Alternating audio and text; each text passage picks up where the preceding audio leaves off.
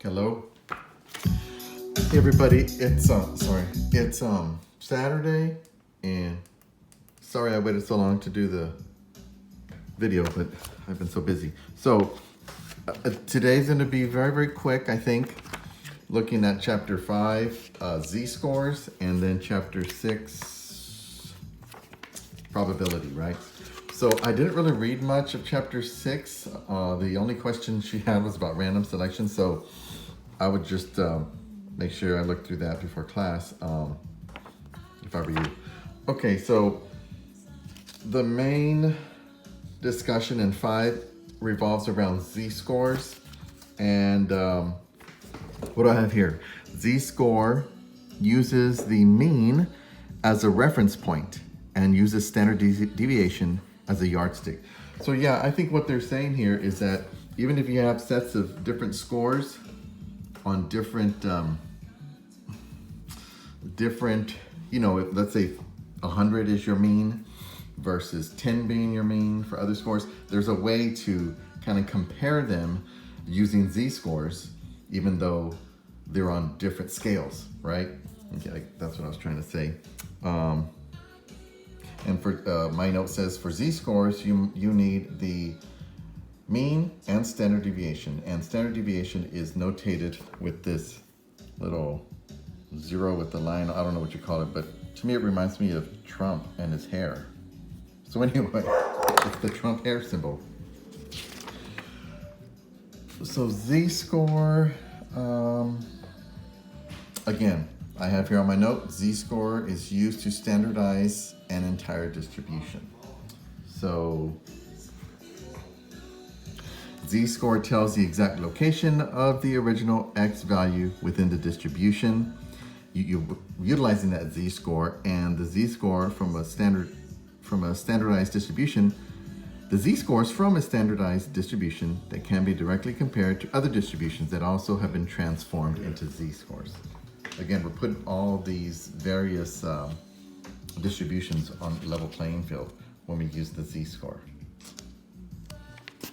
That's kind of summating chapter 5. Here's the actual formula. Z-score is equal to your mean minus, your x value minus your mean over standard deviation. So you just get whatever x value you're given, subtract your mean, divided by your standard deviation, that gives you your x score. Okay, and that's the formula we're going to be using, I believe, in our work problems. Actually, we won't use it in these problems that she gave us. But if you ever want to use a formula and calculate your z-score, that's the formula that you use. Read the rest of it, of course, and let's get to the problems. They're not that difficult this time. Let's just look. But I wanted to go over them. What information, for number 1, what information is provided by the plus and minus sign of a z-score? And what information is provided by the numerical value? So the numerical value and the plus and minus sign. What I had here was that the negative sign means that the z-score is negative, or that it lies to the left side of the mean. And the number gives the magnitude of the distance from the mean. Same thing with the positive sign. If we have a positive z-score, that means that the z-score is positive, right? And it lies to the right side of the mean. And the number gives the magnitude of the distance from the mean. Okay? Here I put lays to the right, lays to the left. I don't know if that's if I'm using the right term, but anyways, you guys can correct me if I'm wrong, if it's lays or lies. Okay, and then the last part is that the numerical value of the z-score tells the exact location of the original x value and is used to form a standard distribution which can be directly compared to other distributions of z-scores. So really you'll just find that information as you read the chapter. Now, number 3, I was thinking we would need to calculate the information. Here on number 3, it says for a distribution with a standard deviation of 20. Describe the location of each of the following z-scores in terms of its position relative to the mean. I'm sorry. For example, z equals plus 1 is the location that is 20 points above the mean.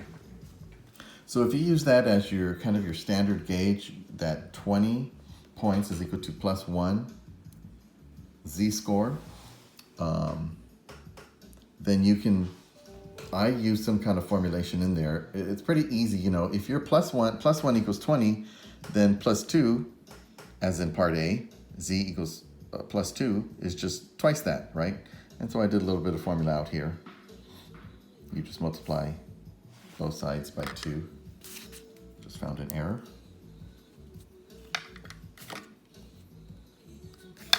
One times 2 equals 20 times 2. So 40 is your answer. And what that translates to is that that's 40 points above the mean. Okay, because you have a positive 2 above the mean. Same thing here. You're going plus 0.5 above the mean. So it's halfway to 1. So halfway to 20 is 10, right? So this means you're 10 points above the mean.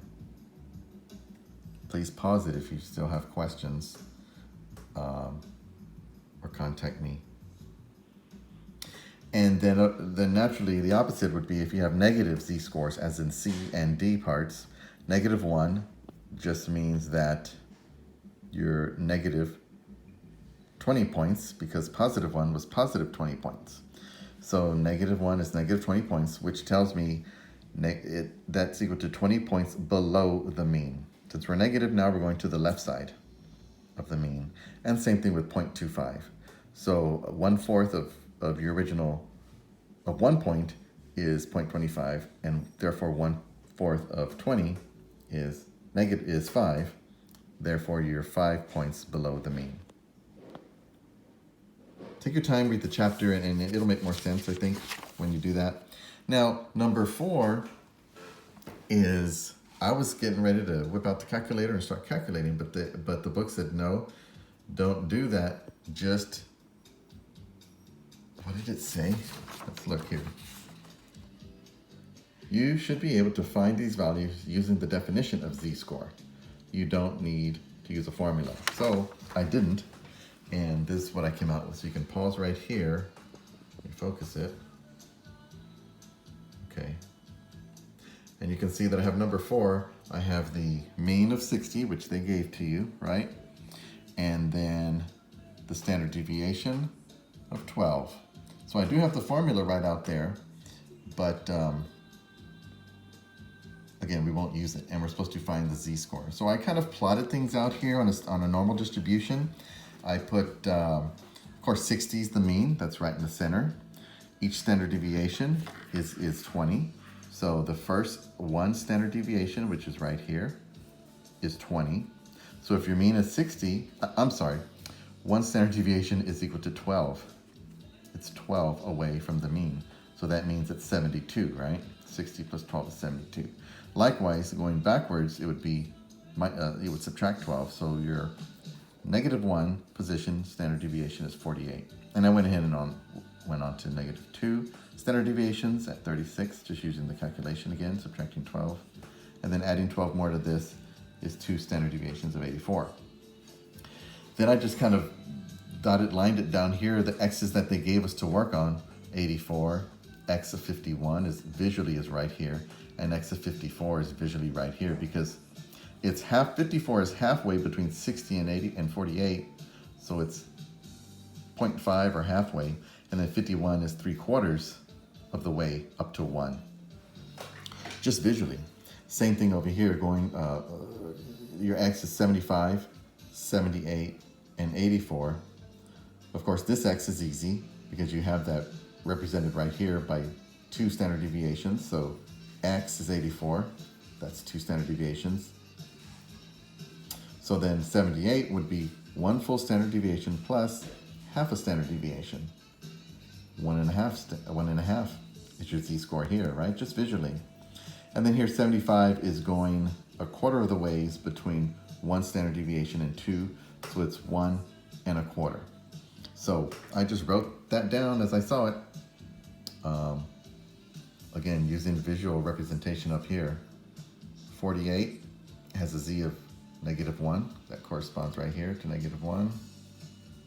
51 is -75 because it's 3/4 of the way down to 48 from 60. 54 is halfway from 60 to 48, so it's 0.5. The same thing for the positive side. I'll just let you look at that, give you one more view, and I hope this helps you guys. Okay, and then the other question, chapter 6, that talks about probability. There's a lot in there, and if you hadn't seen probability before, then it's worth a very good read, solid read. I'd seen it, and one of the main points is about random selection and how that's done. And I think they used the example of a deck of cards, you know, picking out what's your probability. Well, it would be 1/52, right? Because there's 52 cards in there.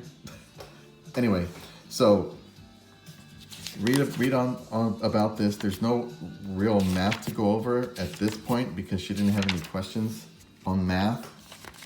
She may give some later, I guess, but all she's asking here is on question number 1, what are the 2 requirements for random sampling? And I think we've seen this in Dr. Reed's class. Basically, it's that each individual is in a population has an equal chance of being selected, and that if more than one individual is being selected, then the probability must stay constant from one selection to another.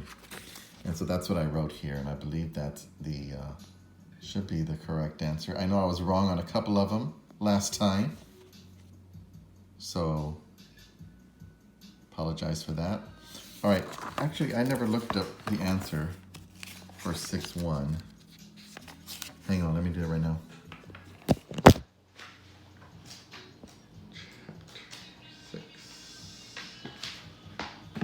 Okay, oh, so there it is, guys. The 2 requirements for random sample are that each individual has an equal chance of being selected, and 2, if more than one is selected, the probability must be constant for all selections. Okay, that's what I had put down in my paper here for something very, very similar.